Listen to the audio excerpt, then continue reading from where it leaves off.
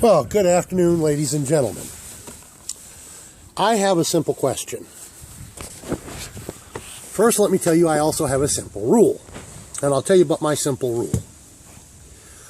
When people sub to my channel, provided they make their own videos, have their own content up, I don't care if it's at least 5 or 10 videos, something in thereabouts, bare minimum.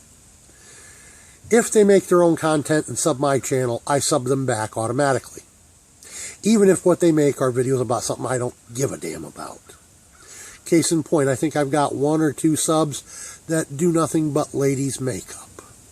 I subbed them back because they subbed me. Now, those of you who are subbed to me who do not make your own videos, I am not casting dispersions upon you. Please understand that. Anybody who wishes to sub my channel is welcome to. Welcome to comment on my videos. Always happy to have a good, honest discussion. But I just think it's right that, I came to YouTube hoping to learn stuff that I don't already know. And that's going to be a difficult thing to do, but that's my cross to bear.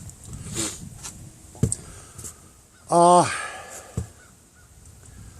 I just think it's right that, when somebody subs your channel, if they at least make videos of their own, you should return the favor. So here's my question. Why am I subbed to over 500, almost 600 channels now that I am subbed up to? But I only have 180, 185-ish in thereabouts. Now, I make my own video. I make a lot of my own video. Now, yeah, I realize some of my content people are not real happy about because it's political speech. It's called the First Amendment for a reason. But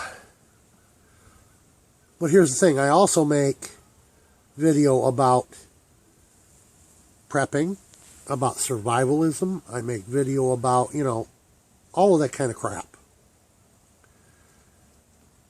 And a lot of the people I'm subbed to, that's what they do. They're homesteaders, they're preppers, they're survivalists. With rare exception. Like I said, I've got a few that I subbed because they subbed me. They do makeup videos. That's fine. Silver stackers, they don't do what I'm doing, but that's fine. I do some silver stacking, not much. I'm certainly not the kind of stacker that Coin Keeper or Silver Balls or, you name it.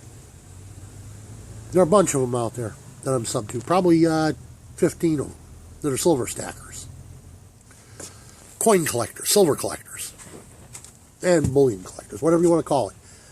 There are a bunch of them I'm subbed to, even though, like I said, I'm just barely dabble in that. So why is it I'm subbed to 580 channels plus, but I only have 180 some subs to me? Now, is that right? You tell me. So, that's what I've got for the moment. I just thought I'd put that thought out there for folks to think about. Just what's right. That's all. And yes, I'm still suffering from being sick, mostly allergies, with a head cold and chest cold on top of it. So I haven't got my voice back very well yet. And I will be attempting to get that video made for you within the next week or two. Dave, sorry, I'm still, like I said, very ill. A friend of mine, he tagged me to do a video, and I told him in the comment section under his video that I will get to it in the near future. Sometime after the first of the year, friend. Hopefully by then I'll be well enough to actually think about getting out in the woods again, maybe. If this gimp leg of mine... Oh, speaking of my gimp leg, I'll give you all an update on that while I'm here. Turns out that the injury in June did more damage than the ER docs took into consideration. And my primary care physician, who was a nurse practitioner, and left the practice about a month after I got hurt, she never took it into consideration. Then the clinic that I go to had another doctor on my case, and I asked him about several things that could be causing the swelling in my leg, and he always bypassed it and never did a thing about it. And he has left the practice. My current doctor at the clinic, he actually paid attention. He sent me for some blood tests, and he sent me for an ultrasound on my leg. We have ruled out DVT, and we ruled out a lot of other things. Then he sent me to a wound care center for my leg. And they have explained to me that what I have is directly connected to when I was left without my diabetic medications for 4 months by the nurse practitioner when she left.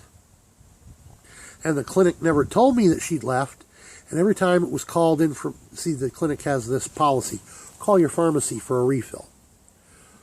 Well, I kept calling the pharmacy for 4 months, well, 3 months, and never got anything. So then I finally called the clinic after 3 months, and they said, oh, well, your nurse practitioner care provider left, and you got to see a new doctor, and he won't prescribe until you do. And I had to wait a whole month for an appointment. So that's 4 months without my meds.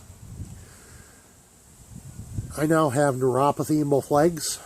I have extremely weakened veins, which are leaking, and that's what's causing the swelling in my legs. And the cane is now permanent, and my new best friends are hose.